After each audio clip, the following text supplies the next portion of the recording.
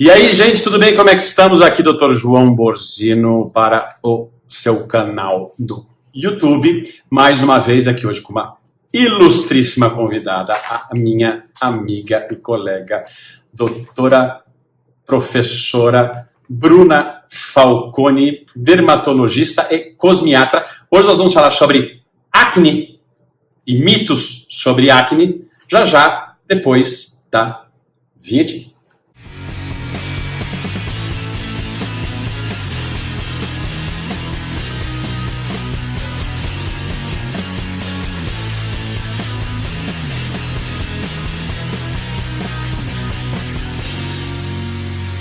Então, muito bem, doutora Bruna Falconi, por favor, se apresente. Está aqui a minha amiga. Olá, pessoal. Meu nome é Bruna Falconi, eu sou dermatologista, membro da Sociedade Brasileira de Dermatologia, sou professora na Faculdade de Medicina do ABC, dentro da pós-graduação de dermato, e hoje eu vou ajudar vocês com algumas questões relacionadas à acne. Vamos ver o que é mito, o que é verdade. Eu aprontei algumas coisas aqui para ela, né? É sempre muito bom ter gente tão competente do nosso lado. A Bruna trabalha aqui, a gente divide o mesmo espaço aqui, ela trabalha aqui dentro da mesma clínica que eu, ela tem o consultório dela, eu tenho o meu consultório aqui, e a gente trabalha, se vê, quer dizer, nem se vê todo dia, né, Bruno?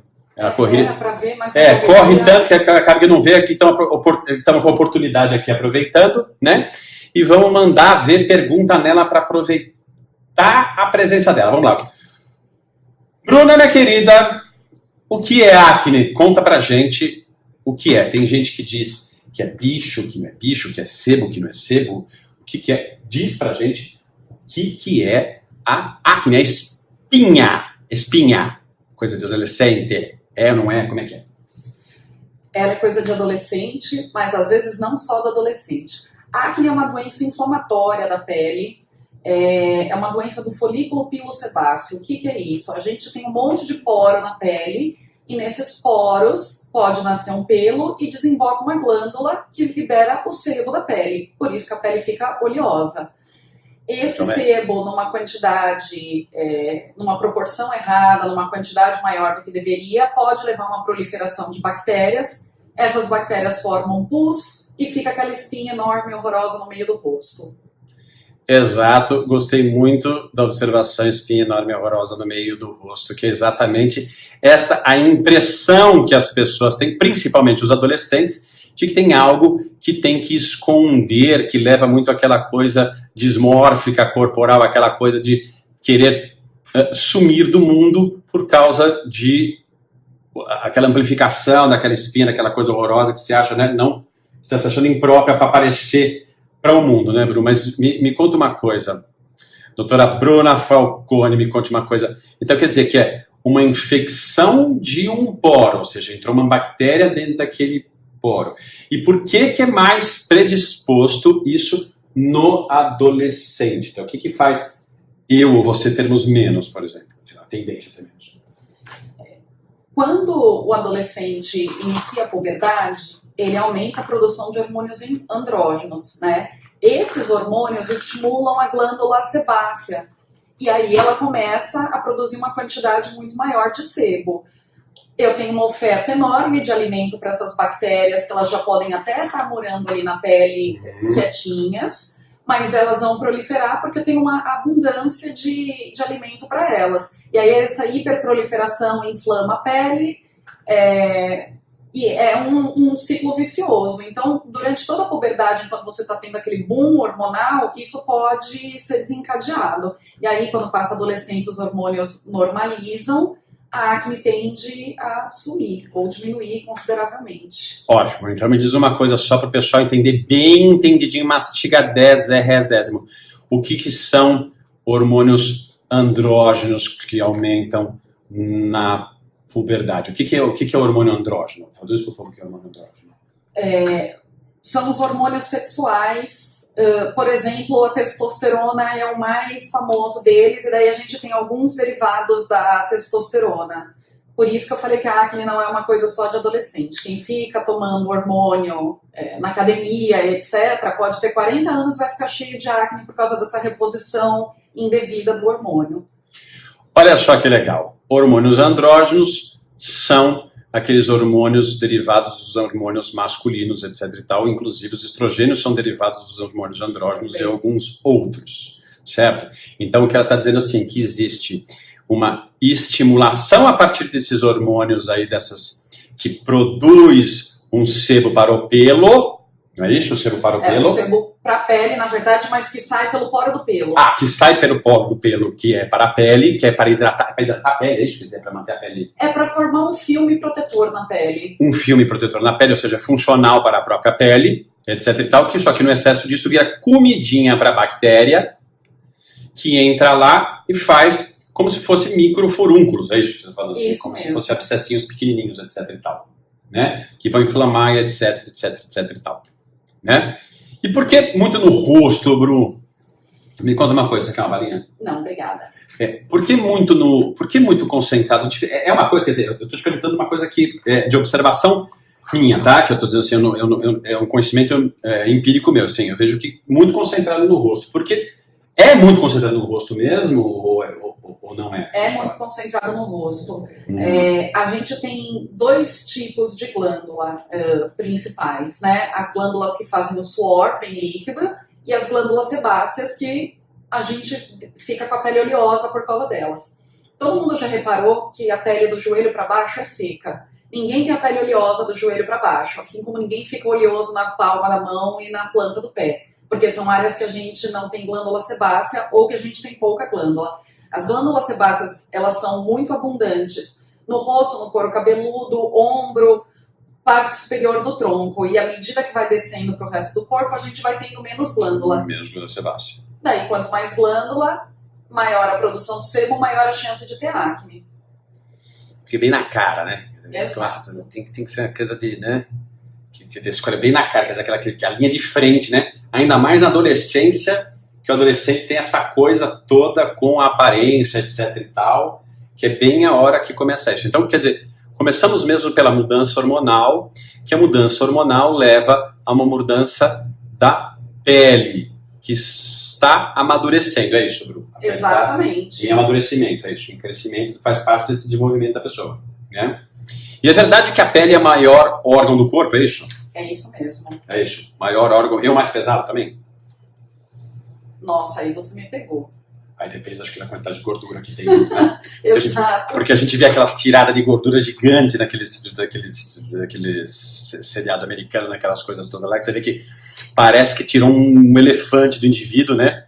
É porque tem a parte do subcutâneo. A parte subcutânea, que é a gordura que está concentrada embaixo da pele, né? Então, porque vamos lembrar, então, assim, a pele é um órgão, gente. Pele é órgão, tá? Então, vamos lembrar bem isso. A acne, e a consequência do tratamento da acne pode deixar sequelas, marcas na pele, etc. E tal, pode deixar isso, mesmo que ela depois te deixe em paz, ela deixa rastro? Pode sim. A gente classifica acne em graus. No geral, acne grau 1, grau 2, grau 3, grau 4. O que a gente mais vê durante a adolescência é grau 2 e até grau 3. O que seria o grau 1? O grau 1 é só o cravo, tá? O cravo nada mais é do que aquele folículo pilosebáceo que eu falei no começo, que está repleto de sebo, mas que ele ainda não está super inflamado, né? Ele ainda não teve toda aquela ação da bactéria. E aí ele fica pretinho porque oxida a queratina mais superficial, mas quando a gente espreme, o resto do cravo é até mais clarinho. Aí a psiquiatria. Aí aquele grau 2, a gente começa a ter a espinha mesmo inflamada com aquela bolinha de pus em cima. Quando a gente começa a ter nódulo, além de ter espinha, você tem caroço mesmo debaixo da pele. Isso é uma acne grau 3 e a acne grau 4, graças a Deus, é uma acne rara, onde ela tem um aspecto mais furunculoide mesmo. É um monte de nódulo confluindo, os nódulos vazam, pus. É um quadro, graças a Deus, raro, mas muito grave de acne. A acne grau 3 e grau 4, frequentemente elas evoluem com cicatrizes que não são muito estéticas. A acne grau 2, aí vai depender do quanto o paciente está manipulando a pele, vai depender de como são os cuidados diários. Presta atenção no que a doutora Bruna está falando, ó. Porque ela está falando assim, existe a questão do skin picking, que a gente chama dentro do âmbito psiquiátrico do entendimento das coisas, que é aquela coisa da mania de espremer coisa, tá? O skin picking é um pouco diferente, que é assim, não existe até às vezes mesmo a lesão, mas a pessoa vê a lesão e começa a espremer, achando que existe, ou existe realmente a lesão, que nem ela está falando, que não é num grau tão severo, mas o indivíduo tem a mania de estar o tempo todo espremendo e apertando. Sim, certo? aí ele acaba inflamando mais ainda a pele e ele fica marcado por causa dessa manipulação. Exatamente, porque quanto mais inflamando a pele, você tem inflamação, cicatrização, inflamação, cicatrização, inflamação, cicatrização, você vai ter marcas como qualquer coisa, como um corte ou como qualquer outra coisa, ou como qualquer furúnculo que você pode ter, vai ficar... Mas, geralmente fica uma escavação na pele, assim, porque a gente vê aquela coisa que o pessoal chama de cara de areia chovida, vamos dizer assim, areia que tomou chuva, vamos dizer assim meio chiconísio, aquela coisa assim, aquela meio cratera da lua, aquele negócio assim, são escavações, como é geralmente a forma dessa marca, dessa sequela na pele? Nos casos mais leves, a gente só tem mancha castanha na pele, que a gente chama de hipercromia pós-inflamatória. Mas é só uma mancha e isso é completamente reversível. Nos casos um pouquinho piores, aí a gente vai ter cicatrizes que elas podem ser puntiformes, que a gente chama de ice peaks, ou você pode ter realmente essas mais crateriformes. Cratera da lua, cara de chiconísio. É isso.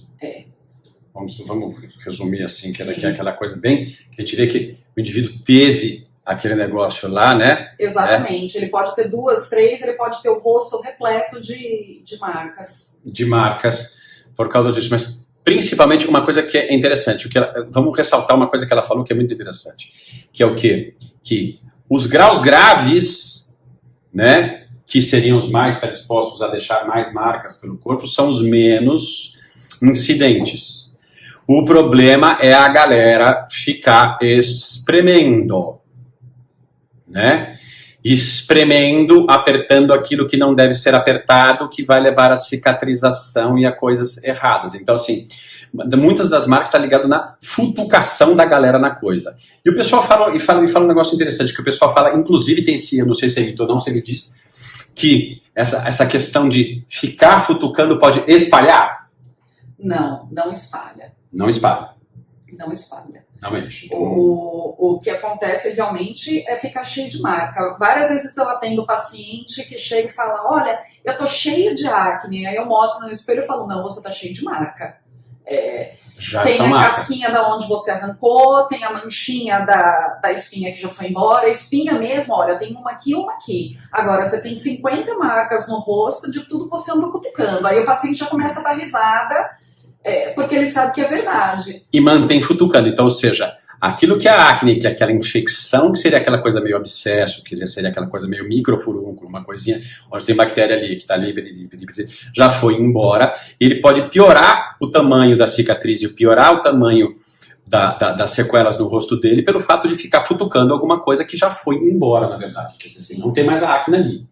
Então, não espalhe. Essa coisa de encostar um no outro, de pessoas se encostarem, de beijarem... Não é contagioso. Não é contagioso. É uma questão da pele daquele indivíduo mesmo e da tendência. Isso aí existe uma tendência do pai ser assim, alguma coisa que tem a ver com genética? Isso aí? Tem. Se os pais têm acne, a chance do filho ter acne é maior. Assim como é para diabetes, para outras doenças... O tamanho da glândula e a capacidade da glândula responder ao hormônio e a quantidade de sebo que ela produz tem uma predisposição genética para isso. Então, um pai que tem uma pele horrorosa tem uma chance maior do filho ter uma pele horrorosa. Os filhos do Chico Anísio têm mais chance disso, né? Eu espero que eles tenham tratado logo, porque não me lembro se tem ou não tem.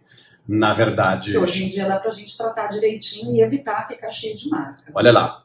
E principalmente lembrar que esta moça aqui, que é uma tremenda de uma dermatologista, não pode fazer muita coisa sem a colaboração sua se você não futucar muito o rosto, tá? Porque ela pode dar o melhor tratamento do mundo, mas se você futucar, vai ter cicatriz, que é o que ela está te dizendo. Tem que ter uma colaboração entre médico e paciente para que o tratamento dê certo. Senão as coisas não acontecem direito. O médico não faz milagre sozinho, gente. Se a gente pede para que o paciente tome as condutas e o paciente danado nunca toma conduta. Mas serve levar o pé da letra, mente para a gente faz essas coisas, né? E a gente percebe, por isso que a gente fala assim, não mexe na cicatriz, deixa ela cicatrizar sozinha que você vai ter menos sequelas com isso, tá? Então, não espalha, não é contagioso, etc e tal, o que é muito importante da gente saber. Dá mais em homem ou em mulher, Bru? Como é que é essa história aí? Como é que você divide isso aí? A acne, ela é uma mãe generosa, ela dá em todo mundo. Em homem, mulher, branco, negro, índio, coração de mãe, amarelo. Ela é bem distribuída entre todos, coração de mãe. Ah, coração de mãe, que coisa maravilhosa. Então ela não faz distinções, ela não é fóbica para nada, né? Não. Então vamos dizer assim que ela é, sim, ela não entra nesse critério hoje novo que todo mundo gosta de dizer que é homofóbico, heterofóbico, robofóbico, qualquer coisa fóbica. Então ela... Você tem glândulas, eu vou pegar você. Vai pegar você. Então basta ter glândulas, certo? Na pele. É só isso que ela precisa. Por isso que ela explicou. Inclusive, presta atenção. Palma da mão não tem o mesmo tipo de glândula, né? Que eu me lembro de chamar pele glabra, era isso? Era isso? Lembrei de uma coisa boa? Nossa, nem sei como é que eu lembrei disso. Pele glabra, que é aquela coisa que não tem esse tipo de glândula, portanto, não dá na mão. Você falou também debaixo dos joelhos e para a planta do pé. É isso. Do joelho para baixo a gente até tem glândula sebácea, mas uma quantidade muito menor. Tanto é que mesmo quem tem a pele super oleosa no rosto, nunca vai reclamar de perceber que a pele está brilhando, está oleosa do joelho para baixo. E esse negócio de ficar percebendo que a pele está brilhosa demais, que você falou é importante aí, eu já vi muito adolescente e adulto, etc., falar dessas de coisas que parecem mito, que soam como mito. A gente de ficar retirando essa oleosidade, ou seja, a gente vê até produtos por aí que prometem a retirada dessa oleosidade. O pessoal passa álcool porque resseca, né? O que eu já vi gente, porque eu já andei muito para o interior dos países, etc e tal, e a gente vê muita coisa, e inclusive a gente vê muito isso em família, vê isso muito em consultório mesmo, nessa indistinção social mesmo, de nível socioeconômico também, inclusive, a gente vê esses mitos todos do pessoal passando álcool, passando óleo disso, óleo daquilo, até acho que já vi passar até maisena, esse tipo de coisa. O intuito é retirar a oleosidade da pele, que é a ideia das pessoas, acho que uma ideia simplesmente empírica, para evitar a acne, e tomar sol também, e ir para o sol para evitar a acne. Então isso é mito, não é? Como é que é essa coisa de tirar o óleo e o sol? Então, até você tirar um pouco do óleo é benéfico. Você retirar demais, não. Você pode até desencadear um mecanismo, mais ou menos assim, a pele entende que ela está ressecada e que ela precisa produzir mais sebo. Então, higienizar da maneira adequada umas 2 vezes por dia, ok. Mais do que isso, não. Agora, qual o melhor produto? Gente, não tem receita de bolo, porque a pele de uma pessoa não é igual à da outra. A minha pele, por exemplo, pode ser mais seca do que a sua. Aquele produto que vai bem para a sua pele vai ressecar demais a minha e vai acabar me irritando. Então, isso tem que ser avaliado. O ideal é ser avaliado por um dermatologista mesmo para escolher qual o grau de abrasão que eu vou causar na sua pele. Para algumas pessoas... fazer uma esfoliação na pele, tirar tanto um pouquinho de queratina quanto tirar o excesso de óleo também. Uma raspadinha para tirar o excesso de óleo. A gente usa muito ácido, porque o ácido acaba fazendo... Alguns ácidos acabam tendo esse efeito. Ela usa o ácido, tá? Ela escolhe o ácido, não são você, tá? Exato, porque depende do monte de coisas qual vai ser a melhor maneira. Tem alguns adstringentes que tem álcool, para alguns pacientes isso pode ser benéfico, para outros vai acabar só irritando a pele. Então não dá para ficar fazendo a receita da tia, acreditando naquele creme milagroso que serve para todos os tipos de pele, que, gente, não é bem por aí. A pele acneica, ela tem graus diferentes, a gente tem que levar isso em consideração na hora de escolher qual que é o melhor tratamento. Isso que eu estava falando, tá vendo aqui, nós dois temos essa cutis escuríssima aqui, essa, né, parece que nossa pele é extremamente sensível, mas a nossa pele pode ser extremamente resistente ou muito diferente uma da outra, apesar de nós dois sermos branquelos. Exatamente. Né? E não é porque o indivíduo, por exemplo, tem uma origem afrodescendente, etc e tal, que ele tem uma pele mais resistente à acne.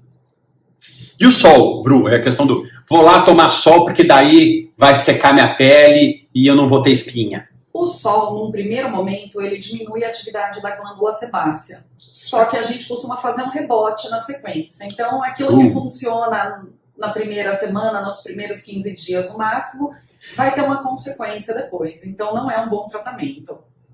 Ou seja, o que vocês estão escutando, além do quê? Além do sol ter que ser mal para a pele na questão do câncer de pele, você tem que ser tomado nas horas certas, e ser, me corrija se eu estiver errado, Bru, cumulativo durante a vida pelo número de radiação que você tomou durante a sua vida, desde a sua infância, certo? É isso mesmo, né? Tem que ser tomado na hora certa e tem um rebote. O que ela está dizendo? O que é rebote? Primeiro você tem uma certa melhora, depois aquela quantidade de sol faz com que você tenha um rebote, ou seja, uma produção, o que a gente chama de rebote em medicina, aumenta a produção de óleo na pele por causa desse rebote desse sol. É isso, né? Como se fosse a gástrica também, né? Quando a gente toma algum antiácido. E daí o paciente acha que ele piorou porque ele parou de tomar sol. Ele passou uma semaninha na praia, minha pele ficou melhor, agora que eu não tô tomando sol, eu tô pior. Não é porque você saiu do sol. Isso ia acontecer de qualquer forma, como uma resposta ao rebote do sol. Ou seja, daí esse paciente vai querer voltar mais pro sol ainda. E volta pro sol e mais rebote, e acaba fazendo aquelas pelotas gigantescas no rosto. Então, muito bem. Agora, vamos àquela velha história de, já que acontece junto com a adolescência, se tem alguma correlação com o comportamento sexual das pessoas. Bruna, por favor, me ajuda com essa galera. Tá bom. Vamos lá. Gente, isso é mito. Não tem relação nenhuma com atividade sexual. Você pode ser virgem e ter acne, você pode se masturbar todo santo dia e ter a mesma acne que o seu colega virgem, você pode transar todo santo dia com a sua namorada, namorado, enfim, e vai ter a mesma quantidade de acne, não influencia em absolutamente nada. É uma tendência da pele em maturação, né? Exatamente. Que acontece simplesmente com o mesmo momento que o mesmo hormônio andrógeno que ela está falando, que faz com que aflore na pele uma maior quantidade de óleo e esses folículos pilosos e sebáceos, etc. e tal, estejam mais tendenciosos e mais a serem contaminados e terem a acne, é ao mesmo tempo que está acontecendo o hormônio funcionando, ligando lá o ciclo do gênero e etc e tal, e quando as pessoas começam a se erotizar mais umas pelas outras e começa a acontecer mais masturbação, etc e tal, mas não vai, não tem qualquer ligação entre o comportamento que você tem de masturbação ou sexo ou qualquer coisa do tipo com o número de acne ou a quantidade de óleo que você vai produzir na pele. É simplesmente uma coincidência pelo o mesmo hormônio que está fazendo uma função psíquica e outra função na pele. Exatamente. Só isso, certo? Então nós temos só uma coincidência. Não vai dar mais acne por causa disso, você ficar trancado no banheiro 500 horas, não vai dar pelo na mão, não vai ficar com mão amarela, não vai dar nada, isso tudo mito, certo? Não vai nada disso. Atividade sexual não influencia em nada a pele, gente. Sejam felizes do ponto de vista sexual, porque a pele não vai ficar nem melhor nem pior por causa disso. Pelo contrário, com o passar do tempo, a gente sabe que, principalmente as mulheres e os homens que têm grande satisfação sexual com as coisas, que tem uma resposta boa que tem gratificação com a atividade sexual, tem uma melhora de liberação, uma melhora, vamos dizer assim, da liberação desses hormônios como o estrogênio e a progesterona, que melhoram até a qualidade da pele. Depois, certo? Já ouviu falar disso, né, quer dizer assim, que melhora, assim, quanto melhora a satisfação que você tem sexual com as coisas, a pele fica mais sedosa, o cabelo fica mais sedoso, essas coisas, por uma melhora dos seus estrogênios. Olha, pelo menos você está liberando endorfina que vai te deixar mais feliz, mais exatamente. Já está valendo a pena. Que é o feedback positivo do sexo sobre a gente, essa coisa psicossomática, exatamente. E quem não tem uma boa relação com a própria sexualidade acaba tendo todos os outros problemas que podem somatizar ou não, mas é uma coisa de analisar. Então vamos lá. Então, tem relação com... Outra pergunta muito incidente, né? Quer dizer, qual que é a relação, se existe, com alimentação? Tem alguns trabalhos que relacionam uma piora da acne com uma dieta muito rica em gordura ou muito hipercalórica, também rica demais em açúcar. E outra coisa que já está bem definida é a ligação da acne com proteína de leite, proteína de leite de vaca. Leite novo aí, gente. Então, whey protein é uma causa frequente de acne. Vivo atendendo gente no consultório, até adulto, que começou a tomar whey e começa a ter muita acne, inclusive acne no corpo, muita acne nas costas por causa de suplementação.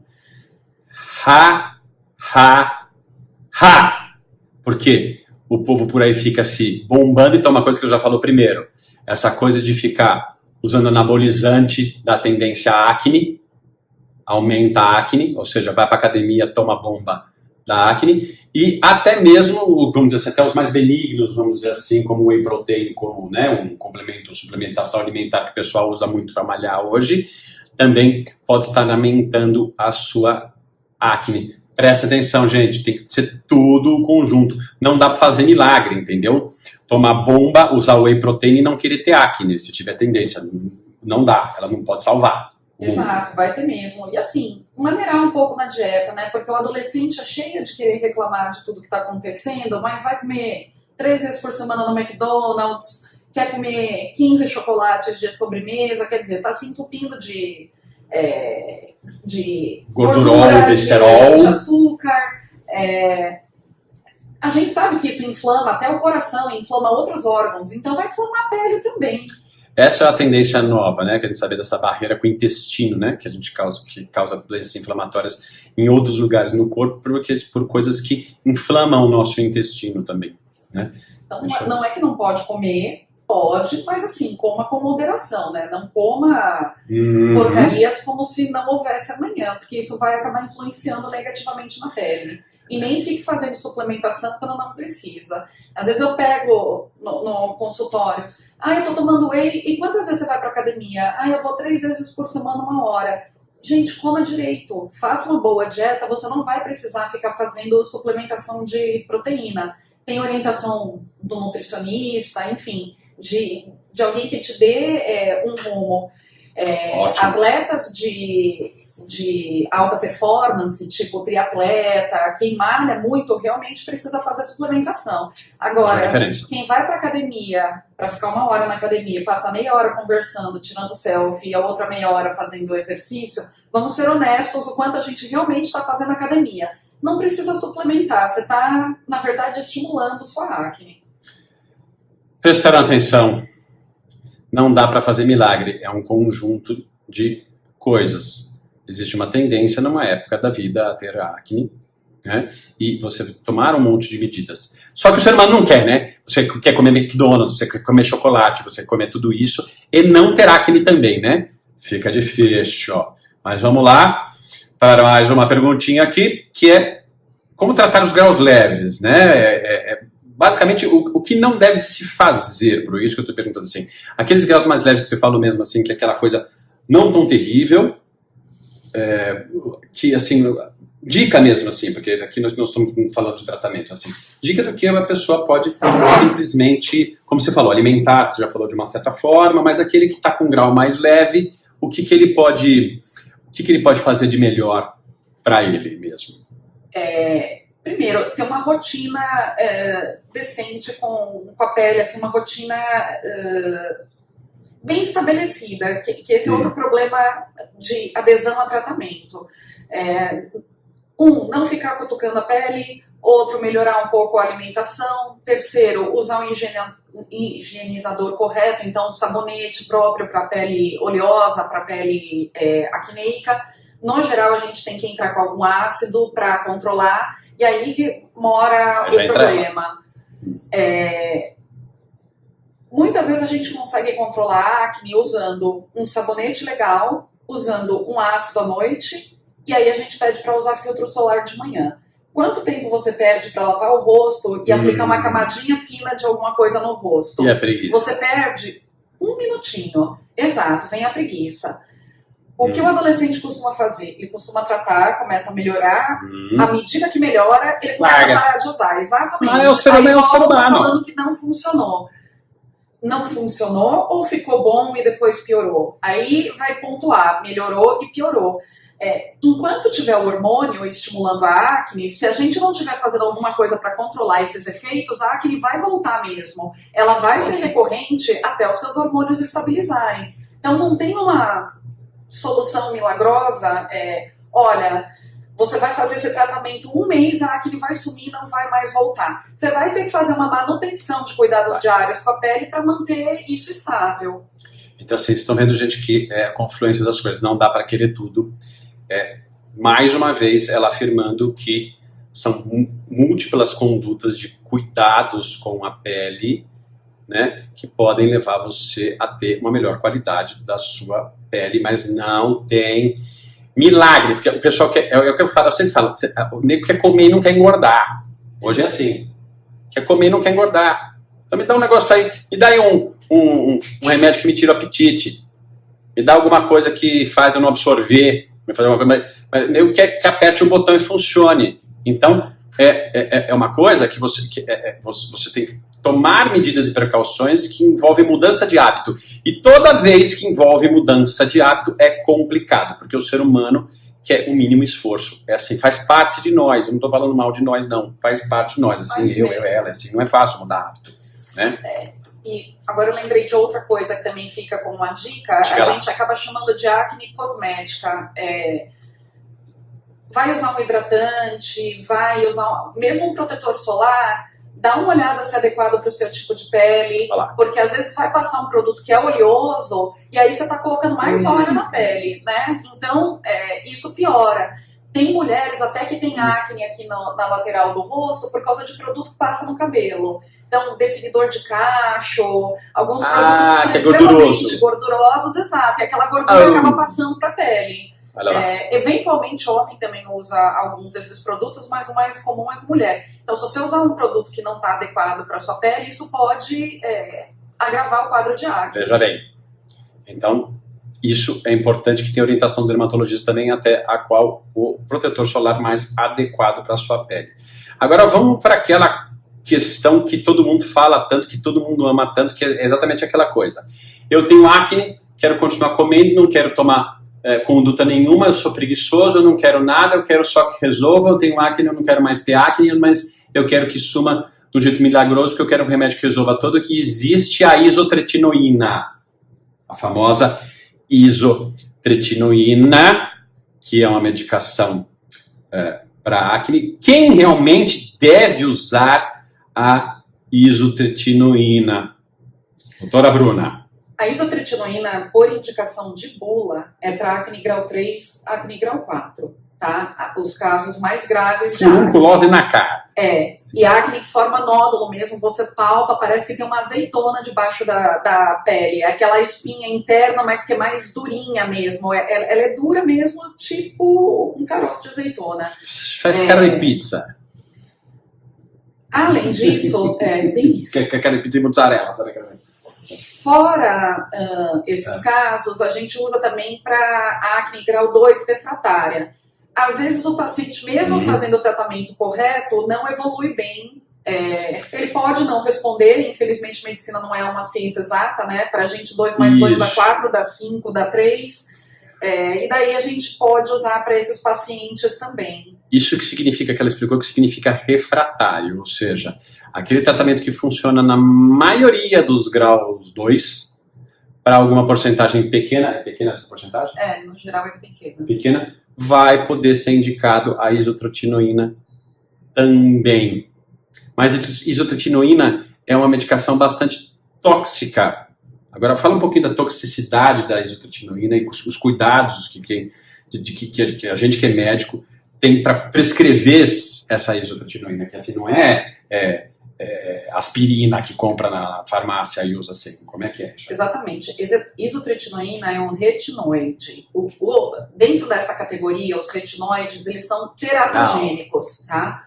O que é ser teratogênico? Ele induz má formação fetal.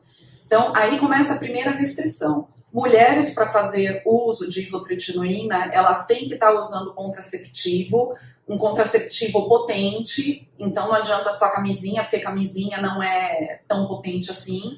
Na verdade, a recomendação é que use até 2 métodos, por exemplo, pílula e camisinha, para realmente garantir que você não vá ter esse tipo de complicação. É uma droga que é hepatotóxica, então ela é tóxica para o fígado. Olha lá. Então, por exemplo, associar com álcool, de jeito nenhum durante o tratamento. Porque a dose de álcool que vai fazer um mal danado para o seu fígado, ela não é bem definida. Você pode tomar 2 cervejas e não acontecer nada.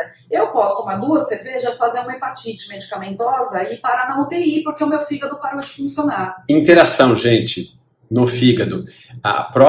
O próprio remédio já é metabolizado no fígado, já causa um dano para o fígado normal, que tem que ser controlado.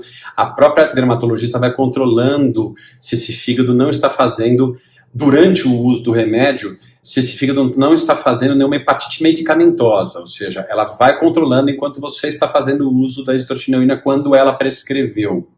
Se você associar o álcool ainda por cima, você está multiplicando a possibilidade de você fazer hepatite, porque só a isotretinoína por si só pode levar a hepatite, é isso, né? Tem que ter esse controle mesmo. Tem que ter esse controle. A gente pede todos os exames antes de começar para ver se é um fígado saudável, e aí a gente vai monitorando inicialmente com controle mensal. Alguns casos a gente consegue pedir exames a cada 2 meses. Outra coisa que a isotretinoína faz, ela faz o fígado trabalhar a gordura de maneira diferente, então a gente dá uma estocada na gordura, ou seja, aumenta colesterol, pode aumentar triglicéride, então a gente tem que monitorar. Pode ser estatose? É que a gente usa um tempo pequeno, mas seria mais ou menos esse tipo de mecanismo. Com se usasse mais, poderia dar estatose e gordura no fígado. Poderia mais para diante da estatose, mas não é o que é comum. Não.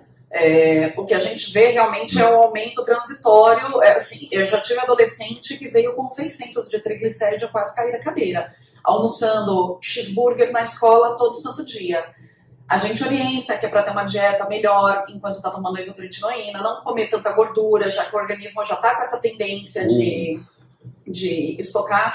Triglicéride acaba vindo mais de massa e até de doce, mas dentro do cheeseburger, além de ter a gordura da carne, você tem a farinha branca do pão. Então, de novo, não precisa fazer todas as restrições do mundo, mas, gente, é um tratamento médico, isso é por um tempo limitado, então vamos seguir direitinho essa linha. Isotretinoína resseca 100% das pessoas o lábio. Efeito colateral. Então a boca fica descasmando. Alguns pacientes sentem ressecar o nariz e os olhos, então às vezes tem que usar um rinossoro e um lubrificante no olho, e pode ter secura em órgão genital também. A mulher pode ficar com a vagina um pouco mais seca, e eu já tive alguns adolescentes que ficaram até com uma descamaçãozinha na região glande do pênis. Exatamente. Ou seja, e também que vai passar a ter problemas de lubrificação na hora H.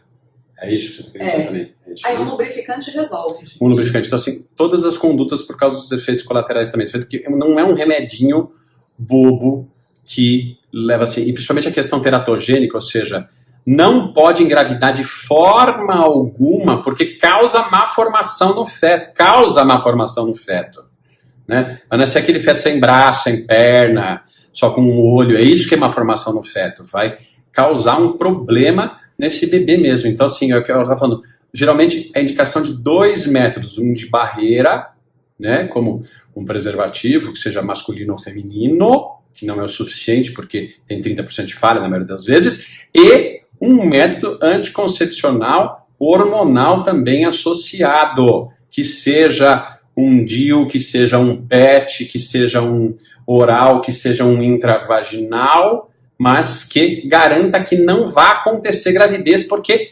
nasce feto torto, sem cérebro, sem orelha, sem perna, sem...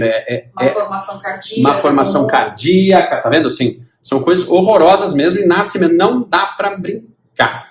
E tem a outra parte também que eu vejo aqui, você me diz como é que você fala mais um pouco dessa coisa do efeito colateral, que eu vejo na minha parte aqui, como eu lido com a questão da psicológica, psiquiátrica, etc e tal, das alterações de humor do pessoal que está fazendo uso disso aí, assim, eu vejo que, assim, fica muito flutuante, mal-humorado, disfórica, etc e tal, acontece, eu percebo a alteração de humor nos pacientes que estão usando o isotretinoína. A gente até também percebe que pro dermatologista, aí sempre são 2 pontos de vista entre a dermata e a psiquiatria. Sim, é até descrito em bula que pode ocorrer ideação suicida por causa de isotretinoína. Então, sim, pode ter alteração de humor. Mas muito do que a gente vê é o adolescente deprimido, com um processo depressivo importante por causa da aparência. E a hora que eu dou a isotretinoína e a pele melhora, muito bem melhorada... É a compensação. Exatamente. Eu vejo muito mais o polo positivo da mudança de humor do que a mudança negativa. Mas eu já tive paciente que eu tive que suspender o tratamento por causa de alteração de humor realmente mais para esse polo negativo, né? Então veja bem, gente, então existe um efeito secundário, existe um efeito da medicação sobre o psiquismo, na alteração de humor e na labilidade de humor, até um ponto bem grave, que nem ela está falando que pode ser descrito em bula, só que secundariamente o indivíduo se ver melhor diante do espelho faz com que ele se sinta mais receptivo para o mundo e isso possa superar um efeito colateral psíquico mesmo que pode ser causado. Então, isso é bastante importante.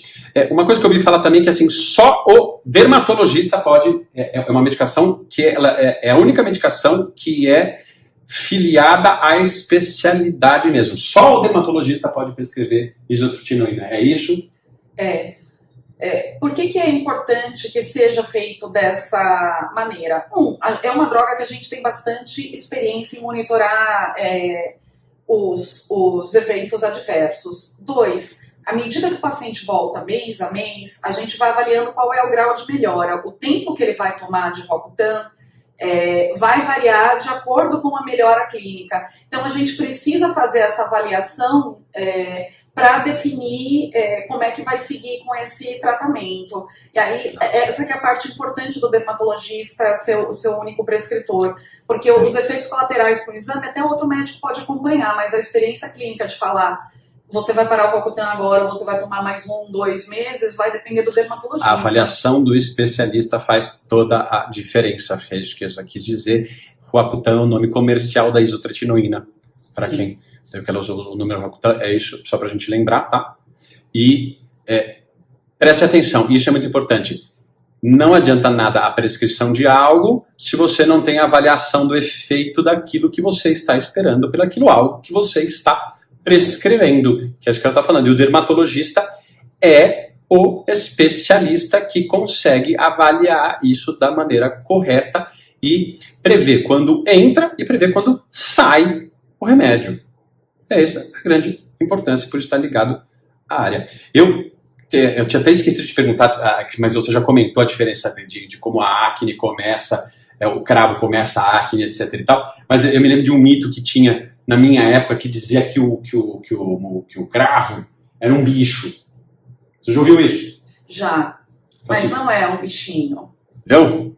Ele Assim. é um monte de sebo preso dentro do poro da glândula. Isso. Que faz aquele negócio de comedão aberto ou comedão fechado. Você tá com a cabeça fechada, está aberto, né? Aquele tipo de coisa, né? É. Assim, o cravo não é um bicho, tá, gente? Isso vem, eu me lembro da época de cursinho, olha, de cursinho, que tinha desenho do cravo dentro de um poro, assim, como se fizesse, como você falou, uma espícula mesmo, assim, e o cravo, um bicho, né? Esse pessoal coloca aqueles negócios do nariz aqui, e depois puxa, arranca, sai aquele negócio, parece um porco-espinho aqui. O que é aquilo aqui? Um monte de cravinho, é isso? É um monte de cravinho. Aquilo é um monte de cravinho? E sai mesmo, quer dizer, tá limpando, tá fazendo uma limpeza de poro com aqueles... Como é que chama aquilo? Aquele negócio que você põe, assim, tem uns pretos que são branco, parece um gesso que você arranca eu vou depois. ser honesta, eu já testei vários, nenhum faz o que a gente vê em propaganda. O melhor jeito de tirar é na limpeza de pele mesmo. Põe aquele vapor no rosto, dá uma dilatada no poro e daí faz a extração, pode ser manual ou tem extrator de cravo, enfim, tem maneiras de